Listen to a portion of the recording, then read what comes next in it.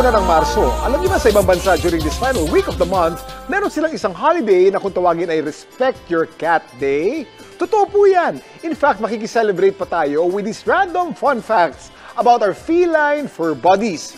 Una, sa Egypt, naniniwala sila na mahiwaga at maswerte ang mga pusa, kaya ang mga trato ng mga mayayaman sa kanila ay para mga hari trena. Eto pa, ginagamit ng mga pusa kanilang mahabang buntot para balansin ang kanilang katawan kapag kailangan nilang tumalon o maglakad sa mga makikipot na lugar. Maarte din daw ang mga pusa sa pagkain. Kaya nilang mag-hunger strike kapag hindi nila gusto ang pagkain binibigay sa kanila. Pero kapag natutuwa naman sila sa iyo, mapapansin mo ang kanilang mabagal na pagkurap ng mata. This movement shows contentment and trust. Pero ingat lang sa pagtitig. Kapag diretso mo raw tinitignan ang pusa sa kanilang mata, pakiramdam nila ay pinagbabantaan mo sila. At once napansin mo namang humikab ang pusa, that's their way of saying that this confrontation is over. At dito na rin po nagtatapos sa mga patrivia ko sa inyo today. Now you know, share mo na! Talaga ba, Pars? Oh, samantala, kami naman dito sa kusina ay mag-aaral ng bagong dish. Try natin ang version ni Mars Dexter ng buridibud? Buridibud. Oh, diba? Parang sa'yo lang, buridibud na talaga naman. Mars, masarap! Tita Dex, we're ready for this! Tita, first of all, ano bang buridibud? Ito ay isang Ilocano dish Okay. na nadiskubre ko sa kaibigan kong Ilocana. Nung kasi sinabi sa akin kung pwede daw ba akong mag-share ng isang dish na vegetable at simple, ito na pinaka-simple vegetable dish na naisip ko. Tama. Talaga yun, itong kumukulong Kumukulo na itits. ito. Na Ang tawag napakahalimuya. dito, yes, ay tubig Lalayo ako. Oo. na may bagong na isda. Okay. Na, timpla, ikaw nang bahala kung ilan ang gusto mo, no? So, tita, Kumukulo up to na. the level of your love for bagoong yung ilalagay mo sa tubig. Yes. Okay.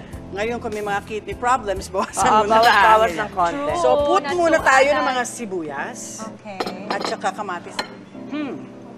Pakuluin mo ng konti para... Actually, yung mga Ilocano talaga hindi na naglalagay ng sibuyas kamatis. Ganon. Siguro Diretso mas na lang. matipid. Diretso nila. Oo. Ngayon ako, For manong gusto ko... cost-cutting purposes. Yes! Bueno, ilagay na natin ang kamote. Kamote. Kamote. Put the kamotes in. Kamotes. Bakit kaya kamote napili? Ano kasi this Para is the matamis-tamis. first time Oo. Oo. Kasi Nakita sa ko recipe kamote. namin parang bamboo shoots, ganyan-ganyan. Oh, Hindi, may- tsaka pwede normally rin, or kamote na okra. nakikita ko, it's either dilaw or Bakit violet. nga ba ganito ito? Why is it maputi? Ito puti. Tita, sa Britain, anong madalas niyong kainin? Diyos ko, masarap ka Pasta sana na rin. lumabas. Kasi nga yung asawa ko, sa evening lang kami kumakain ng parang home cooked meal or eat out. For lunch, we just have a sandwich. Okay, You know, it's light like- eating lang. Yeah, And just do you like have a high chicken tea? a cup of tea, yes. Okay. And biscuits, whatever. But for dinner, Whatever. yun ang nagpapa-impress ako ng different types of pasta na luluto ko sa kanya. And then sometimes Asian stir-fried. Do you get to and cook In chicken short, na it's a ganito? ginisa. Yeah, it's not...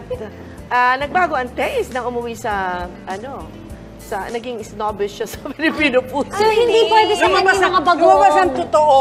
Nung una, kunyari lang, kaplastikan. Oh, I love Filipino food. Tapos yung nagkano. Pagdating na ayaw na. He used to eat tilapia and pakbet. But what Pero about you, doon- Tita? Do you miss Filipino dishes when you're Paano there? hindi mo ma-miss? Wala namang Filipino Really? restaurant doon. Actually, Marcy, I have to yun cook yung gusto from kong- scratch or I have to eat with the kapitbahay Filipino. Which is why I wanna know, Mars, kung kunwari kasi like bagoong, mga patis. How? Niluluto Anong replacement? Do you get to use these condiments? Hindi niya gusto Talaga. yan. I have to eat in another person's place. Oh my a God. And a Mars, they Filipino. don't kasi appreciate the smell also. Yun nga eh. Diba, Tita? Oo. Okay. So kung hindi man yung asawa mo yung mag-complain, baka yung Yung mga kapitbahay kapitbahay mo. Oo. Yes. But Bagon, the best di ba? that I've cooked na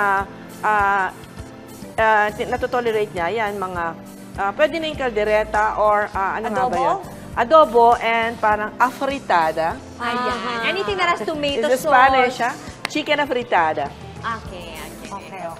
Okay! Ready Ayan na, Tita na. Des? Ewan ko, smell it. konti na lang. Ang bango. Ayun, malambot Oo, na. bango. Malambot na. Now we put the Lagay natin ang malunggay leaves. Pero ito kailangan sandali mo lang Oo, tululutuin. kasi half-cook halos, no? Oo, kasi kung hindi, Overcook, papait. oo. Oo. Konti lang. Ah, ganon? Papait pala ang ano? Sabi nila, Ang malungs. boom. Actually, normally nga what I see them do is paglagay, ino-off na nga nila yung... yun na nga. Yes, Yun na tita. nga ang gagawin Hindi ko. naman Kala kailangan mo, hindi luto. ikaw nagturo sa akin. Alam ko yun. Alam ni Tita Dex kasi yan. Okay, let's try it! Let's try it! Ang sarap, ha? Walang biro. Katsingera ka. Tita, Talaga it's magkaibigan good. lang tayo. Sarap nga. Naglalaban Refreshing. yung alat ng bagoong dun sa tamis ng kamote. Tama. Diba, tita? Yun ang purpose ng kamote. Ang sarap nitong pakbet. Pakbet ba to? Burrito, whatever. Wow! Sa sarap, parang pakbet eh. Kakaiba, no? Kakaiba. Actually, ang sarap. Oo. Simple lang, sobrang dali lang. Sana mas marami akong sauce na nilagay, Mars. Sa mga misis ng mga nanonood ngayon, murang-mura lang to at saka masarap. Magugustuhan ninyo, buong pamilya magugustuhan to. Very practical. And healthy. And healthy. Yes, truly. Thank you, Tita!